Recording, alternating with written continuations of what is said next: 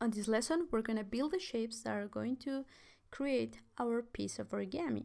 So to do this, we're going to go here to our stroke and fill and remove the fill because you're not going to be needing, and just keep the stroke. Now pick a color that you can see easily, like red or blue or something that has a lot of contrast to your image.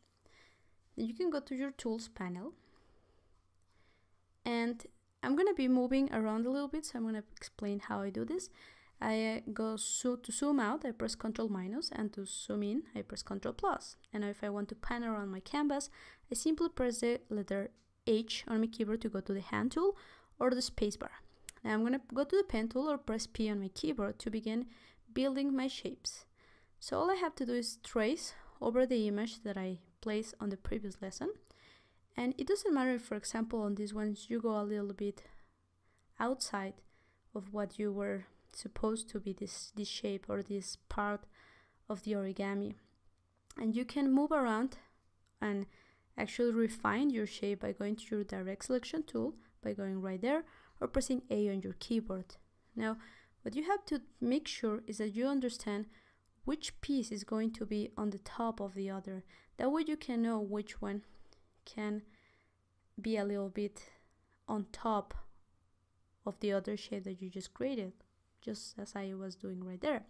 For example, this shape, I'm pretty sure that is going to be on the back, so it doesn't matter that I go a little bit off to the other shape, because I know the other one is going to be covering that. So also make sure that you, depending on the origami figure that you pick, make sure that you create a shape for each of the folds, because even though when this wing, for example, is going to be the same shape, is going to be the same wing, you can see pretty clear that you're going to have a fold on the middle. So in there the light is going to be on different directions. You can see how a shadow is met there because the fold is happening right there. So have that in mind. See how your origami piece is and try to make shapes for each of that area of your origami piece.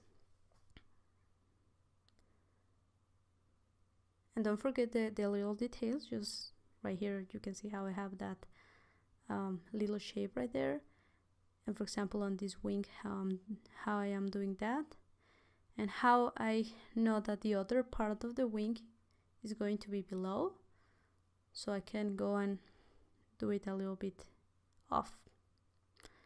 And again, you can use your direct selection tool to keep moving your points, and once you are ready to, you have finished creating all your shapes, we can go to the next lesson. So see you there.